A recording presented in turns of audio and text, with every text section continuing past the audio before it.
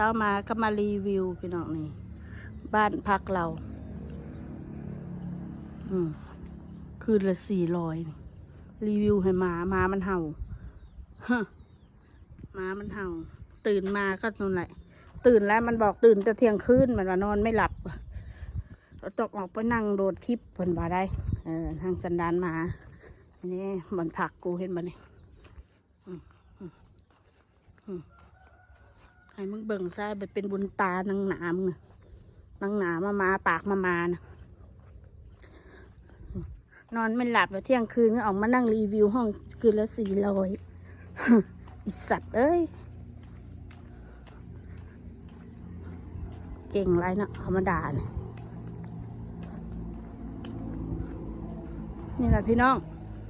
ไปบัดนี้เขาจะไปตลาดก่อนถ่ายให้มันเบิ่งมันเห่าดีนังมันอยากเห็นนะ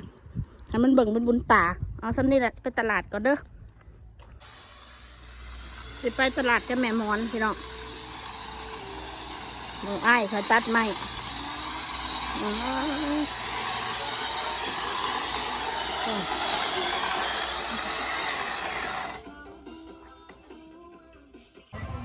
มาตลาดแล้วพี่น้อง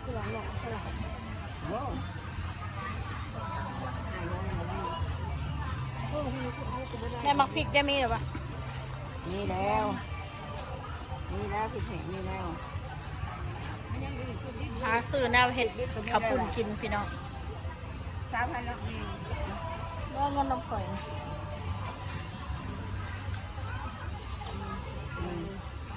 เดินตลาดกัน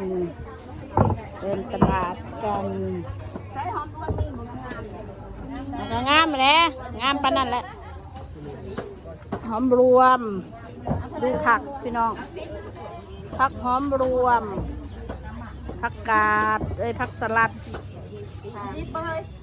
ผักบุ้งผักบิ้งต้องมาบ่ข้าวทองบ่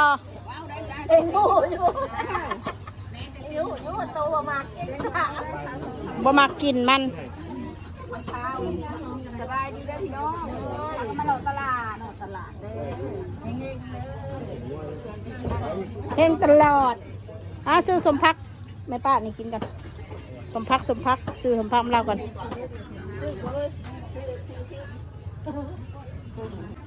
ตลาดยามมื้อเช้ากับประมาณนี้พี่น้องยายมอนกับไปฝากของไว้น้องข้าเจ้าหมกบวบเนาะงามเนาะหมกบวบเนาะหน่วยใหญ่กันลีเนาะเป็ดแม่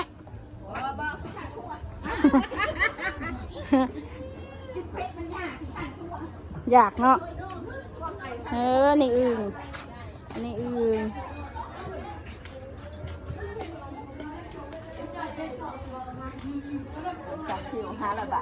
ถ้าได้กระซังบอกอันนั่นดอก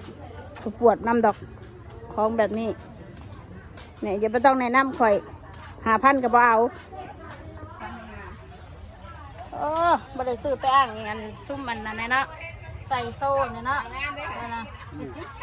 ตอนนี้ทำเป็นใส่นี่สิหูวันนี้ของแท้ของปลอมเนี่ยพุ่นก็เส้นใหญ่ๆงามๆพุ่นเส้นเท่าไรอันนี้ฮะนี่สิซื้อไปใส่นี่โอ้หุ่นเสร็จบักแง่งหนึ่งพนาพี่น้องอย่าว่ากูบ่มีเงินซื้อเด้อสำคัญนี่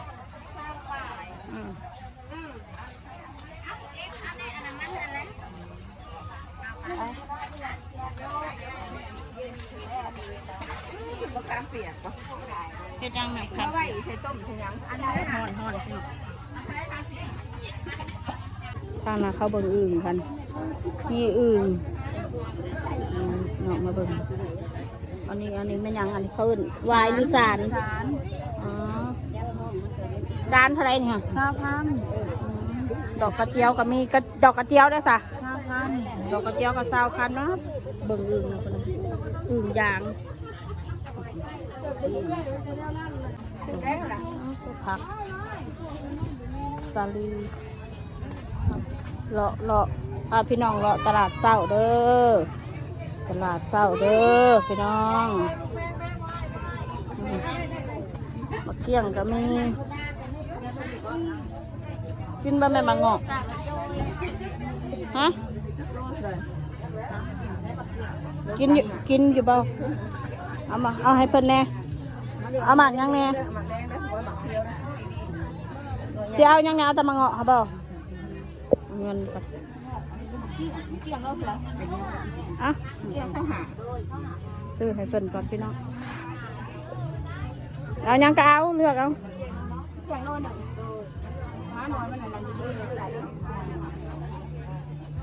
ซื้อผลไม้ให้แม่พี่น้องนี่กุ้งเต้นบ้านข่อยก็สิประมาณนี้เด้อพี่น้องขายของหมักลิ้นจี่นะบ้านนี่บังลิ้นจี่หมักลิ้นจี่พ่วงเท่าไรบะหมัดเท่าไร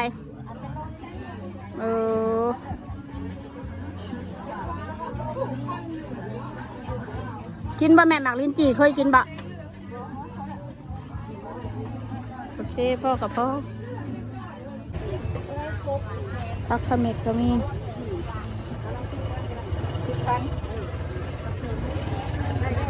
แม่จกอันนี้พุงเสือเขาใน10,000นี่เห็นบ่ใบ10เบอร์พี่น้องมาเบิ่งไก่ไปนี่ไก่ก็นอนแบบนี้เลยเด้อพี่น้องเด้อไก่นี่มาไหมไก่เห็ดปวกก็คือมีห่อเห็ดปวกสิโทษพี่น้องนะปั่นแต่งกระหมูเฮาเนี่ยซื้อไปต้ม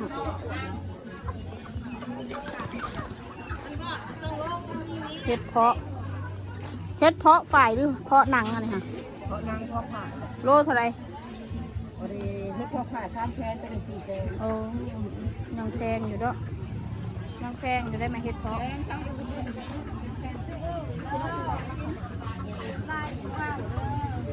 โลเท่าไรอึ่งไง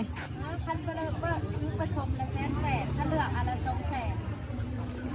200,000แม่จะอยากอยู่บ่แม่บ่อยากบ่เอาถ้าบ่อยากเราซื้อให้ซื้อไปต้มหนูเคยเจาะเราก็อยากเมื่อเราจังกินถ้าเมื่อไหร่จังกิน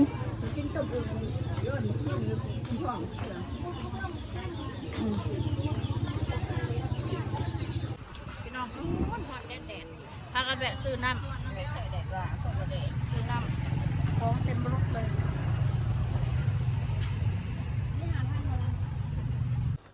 พี่น้องบัดนี่มาหอดเฮือนแล้วสบายดีป้าก็ไปตลาดมาเด้อพี่น้องไปหาซื้อที่เขาก็เห็นกับคุณกินเลยสลัดถ่ายคลิปเปิดเลยเนาะคือหูดีใช่เนาะแกงหน่อไม้เอาทางแกงมาใส่ทงเขาจะไปให้นั่งหลานสมพักปลาแดกเอาไปให้นั่งลาปลาแดกก็ได้ซื้อให้เพิ่นซื้อเครื่องแกงแซ่มักพริกเนี่ยเด้อมักพริกนะแซ่ไว้แน่มักพริกกันนะแม่แซ่เพิ่มอีกอันนี้มันบ่เผ็ดมันบ่แซ่ต้องแซ่ข้าวปุ้น4 กิโล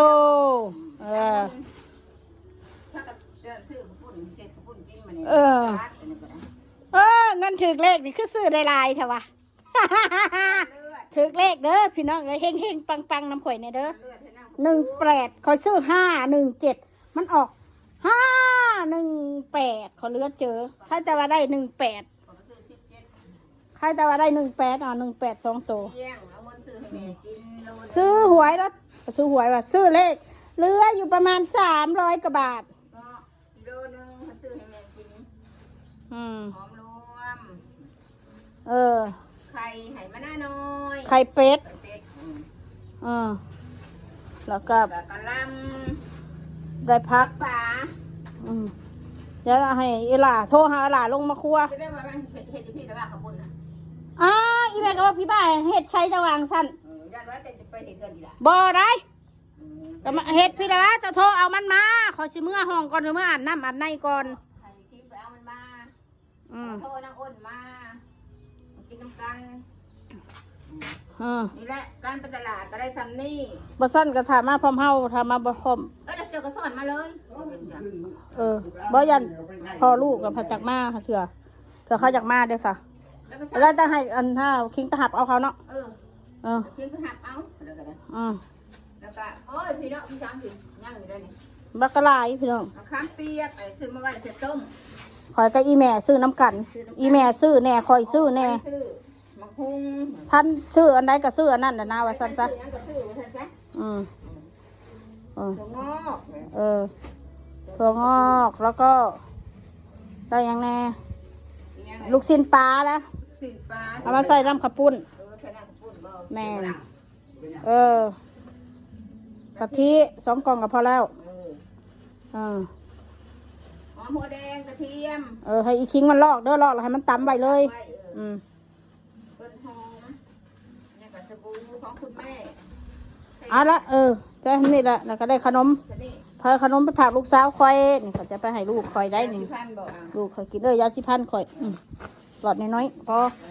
เอาละพี่น้องสำหรับคลิปนี้ก็อำลาพาจากขอบคุณทุกเม็ดทุกไลค์ทุกกำลังใจเด้อก่อนสิจบคลิปว่าอันนี้ก่อนน้อยหนึ่งกุ้งโลเดียวก็แย่งกันกินว่ะเสียเกียรติเสียศักดิ์ศรีเจ๊อันคกหมดเลยอันมีปัญญาซื้อกุ้งแค่โลเดียวนี่เหรอว้าสันซะกะบอกนะกะบอกกูก็ไม่ได้รวยคือมึงเนาะกูคนจนเพราะว่ามึงคนรวยเนาะสงสัยมึงไปเยี่ยมพ่อเยี่ยมแม่มึงครั้งหนึ่งมึงสิซื้อประมาณ10 โลหรือว่า20 โลกูน่ะซื้อได้ซ้ำนี่เพราะกูบ่เป็นคนรวยเจ๊คกสู้กระตั้งให้กูเองกูบ่ได้ว่ากูเป็นเจ๊สู้เว้ากูเองสู้เว้าเองเองบ่ดอกกูมีอันนั้นมีอันนี้มีอันนี้มีอันนั้นพวกมึงเว้าเอง ใส่ซื้อยังบ่ ว่าเอาเองเบิดล่ะกับพวกมึงสิมาว่ากูสมบ่สมศักดิ์ศรีเจ๊คกเลยกูสิบอกไว้กูซื้อซ้ำกินทำกูสิซื้อ10 โลกูก็ซื้อได้เดี๋ยวกูไปหายืมเงินก่อนกูไปซื้อเทใส่หนามึงโอเคซ้ำนี่แหละแย่งกันกินแบบก็แย่งกันกินอะไรมันจังแซ่บมันหลาย มึงไปเยี่ยมพ่อเยี่ยมแม่มึงเทื่อหนึ่งนะมึงกูถามมึงแน่มึงไปเยี่ยมเทื่อหนึ่งนะมึงซื้อเทอละ10 โลผู้บ่ผักพี่ผักนอกมึงนะมึงคือจิตใจดีคักแท้มึงนั่น10 โลบ่พอมันต้องหา มันเห็นเขากินมันว่าเขาแย่งกันกินนั่นแหละสมองหมาเหรอโอเคซ้ำนี่แหละพี่น้อง มันเผ็ดอยู่เนาะ ตกท้ายส่งท้ายให้หน่อย